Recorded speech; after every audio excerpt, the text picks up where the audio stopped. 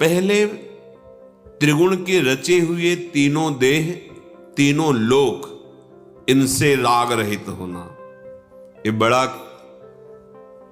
ऊंचा महाभाव, महाप्रेम है। रसम राधायामा भजत किल भावम ब्रजमणौ, ये बहुत दिव्य भाव है। इसका बड़े बड़े महापुरुष जन भावना भी नहीं कर सकते, ऐसा एकांतिक रस वृंदावन का है। वैकुंठाधिपति भगवान नारायण, उनके पार्षदों का अपार वैभव सुख, यहां के सखा भाव वालों को भी नहीं रुचता है। ब्रज के सखा भाव वालों को भी वैकुंठाधिपति का वो महाऐश्वर्य महामहिम रुचता नहीं। फिर आगे वात्सल्य और कांता भाव तो कहना ही क्या है, फिर ये तो महामाधुर्य रस है, महाप्रेम, परम आनंद मोद। तो जिसके हृदय में सत्संग से बात बैठ गई कि तीनों लोकों में कहीं नित्य सुख नहीं है, अनित्य माया रचित, माने दिखावा, दिखाई दे रहा है नहीं। यहां से लेके ब्रह्मलोक, आ ब्रह्म स्तंभ पर्यंतम सर्वम मायामयम जगत। मां माने नहीं, या माने जो है नहीं वो दिखाई दे रहा है, जो है उसे ढक दिया, इसी का नाम माया है। आ ब्रह्म स्तंभ पर्यंतम, तिनके से लेके ब्रह्मलोक तक, स्थूल सूक्ष्म कारण तीनों देह, ये त्रिगुणात्मिका प्रकृति से ही प्रभावित है। उपासक जब इस कोटि का चिंतन करता है कि तीनों लोकों के भोग सुखों का त्याग विश्ववत, ब्रह्मादिक के भोग सब विषम लागतता है, और तीनों देहों से अपनापन खत्म, स्थूल सूक्ष्म अंतःकरण आदि कारण स्वभाव, ये बहुत बड़ी बात हो गई उपासना की। ये इसीलिए गुरु कृपा, रसिकों की कृपा, श्री जी की कृपा मनाई जाती है। तीनों शरीरों से राग रहित होना बहुत कठिन है। यद्यपि कहीं कोई बंधन नहीं, हम ही ने स्वीकार किया है, अस्वीकृति होना बहुत कठिन है। स्वीकृति हो गई, मैं स्त्री हूं, मैं पुरुष हूं, मैं गोरा हूं, मैं काला हूं, आदि आदि। स्वीकृति हो गई मन में तदात्म, बुद्धि का निश्चय, मन का संकल्प विकल्प, चित्त का चिंतन, अहम का कर्ता भोक्ता भाव, स्वीकृति, ये मैं ही हूं, मेरा स्वभाव, ये हमारी गलत स्वीकृति हुई है। स्थूल में, सूक्ष्म में, कारण में हमारी गलत मांगे, इंद्रियां मन करने लगे कि बाह्य भोगों में परमानंद है, ये भ्रम बैठ गया। जो भ्रमित है उनको ये बात ही समझ में नहीं आएगी, ऊपर से निकल जाएगी। अध्यात्म है, ये सत्य सच्चिदानंद प्रभु का मार्ग है, मायाकृत मार्ग थोड़ी कि तुम्हारी प्राकृतिक बुद्धि इसमें निर्णय कर पाएगी। जब तक भजन के द्वारा असाधनों का त्याग करके ये अंतःकरण पवित्र नहीं हुआ, तब तक इस बात की सोच भी नहीं आएगी हृदय में। पर बड़े भाग्यशाली हैं अपने लोग कि अपने को कथन श्रवण करने का सौभाग्य मिल रहा है।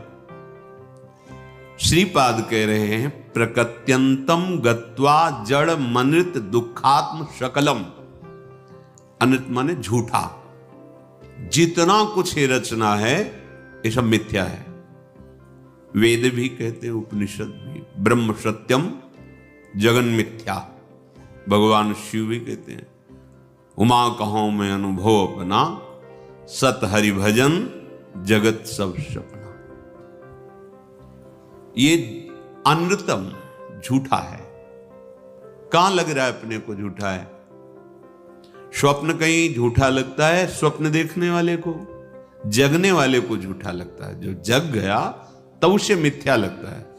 तो जिसके हृदय में शुद्ध सच्चिदानंद ज्ञान का प्रादुर्भाव हुआ, वो देख रहा है कि ये संपूर्ण जगत सत्य है, इसमें तो ब्रह्म, और ये जो नानात्व तो है ये भ्रम है, ये झूठा है, ये जड़ अनृतम दुखात्म शकलम। इसका जितना तुम चिंतन करोगे तुम्हारी बुद्धि में जड़ता आने लगेगी।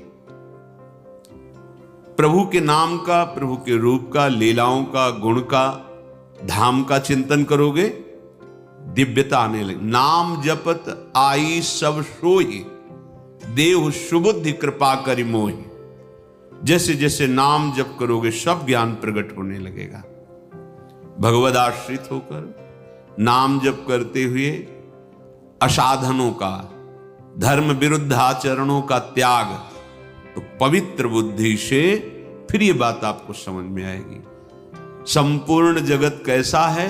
दुखात्म शकलम। भगवान कह रहे दुखालयम अशाश्वतम।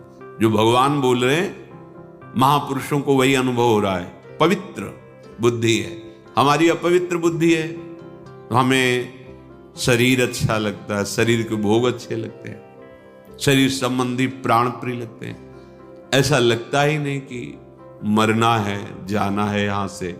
हम यहां जो करने आए हैं वो कर नहीं रहे, जो नहीं करना चाहिए वो कर रहे हैं। तो मृत्यु की बात सोचते ही भयभीत हो जाओगे। देखो अंदर बातें बनाना अलग बात है, अहंकार से कुछ भी बोल दो, लेकिन एकांतिक हृदय में चिंतन करके देखो मरना है, कैसा लगता है? भयभीत हो जाओगे। क्यों? प्रिय शरीर छूटेगा, प्रिय शरीर के संबंधी छूटेंगे, और बहुत मेहनत करके कमाया हुआ धन, प्रिय पदार्थ, प्रिय घर आदि, ये सब छूट जाएगा। पास कुछ रहेगा नहीं, जाना है, कितना भय लगेगा। थोड़ी देर एकांत सोच के देखो, सब छूटेगा। कब छूटेगा कोई पता नहीं, कभी भी शरीर छूट सकता है। अब देखो ये विवेक उत्पन्न हो रहा है। अब देखो आपको कहां सुख दिखाई देगा? जिधर देखोगे उधर आपको भय दिखाई देगा। जैसे वर्तमान में आपको कहा जाए 24 घंटे आपको देते हैं, कौन सा भोग भोगोगे? हर भोग तुम्हें मृत्यु में दिखाई देगा, दुख में दिखाई देगा। विवेकी का विवेक जब जागृत होता है तो उसको तो 24 घंटे का भी भरोसा नहीं रहता, किसी भी सेकंड में शरीर छूट सकता है। फिर किस भोग में शाश्वत सुख, नित्य सुख है? नहीं, तो राग खत्म होने लगता है, वैराग्य आने लगता है, हृदय में वैराग्य जागृत। नहीं, जिस सत्य वस्तु की प्राप्ति के लिए गर्भ में भगवान से वादा करके आए, एक बार मुझे मां के गर्भ से बाहर कर दो प्रभु, आपका भजन करके हम इस माया पर विजय प्राप्त कर लेंगे। और भूमि परत भा ढाबर पानी, तिम जी वही माया लटानी। जैसे निर्मल जल गिरा गंदा हो गया, ऐसे ही आते ये माँ, पिता, भाई, बंधु, भोग सामग्री भोगना, पूरा जीवन निकल जाता है।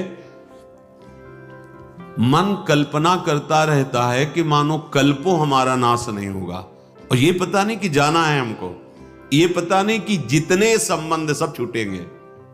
सच्चाई से सोचो, अंदर से अभी कांप जाओगे आप, अभी कांप जाओगे। अरे कहते नहीं, सुन के हमारी रूह कांप गई, कांप जाओगे, सब छूटेगा। और ये जो अधर्माचरण कर रहे हो ये साथ जाएगा, ये तुम्हें भटकाएगा, ये तुम्हें दंड देगा। सच्ची मानिए, यहां तो आपकी फांसी दे दी जाए, गोली मार दी जाए तो शरीर छूट जाता है, मतलब मृत्यु दशा आ जाती है। लेकिन जब हमें पाप कर्म का फल भोगना होता है तो मृत्यु नहीं होती, वहां यातना देह प्राप्त होता है। यातना देह, जैसे पुण्यों का भोग करने के लिए देव देह, ऐसे पापों का भोग करने के लिए यातना देह। पाप पुण्य दोनों मिश्रित मानव देह, दोनों से मुक्त हो जाए भगवत पार्षद चिदानंद स्वरूप। सिद्धांत है, सत्यता है। भय लगेगा अगर नरकों का वर्णन सुना दे, अभी कांप जाओगे। वहां पीव कीड़े, दुर्गंध युक्त भारी कुंड है, फेंक दिए गए। कितने वर्षों कल्पों तक कोल्हू में पेरे जा रहे, मरना है नहीं, यहां तो खोपड़ी थोड़ी लगेगी, मर जाएंगे, वहां मरना नहीं, पूरी चेतनतायु आग में जलाना, न जाने कितने प्रकार के कर, ये सब हैं। आप इन्हें गप मत मानिए।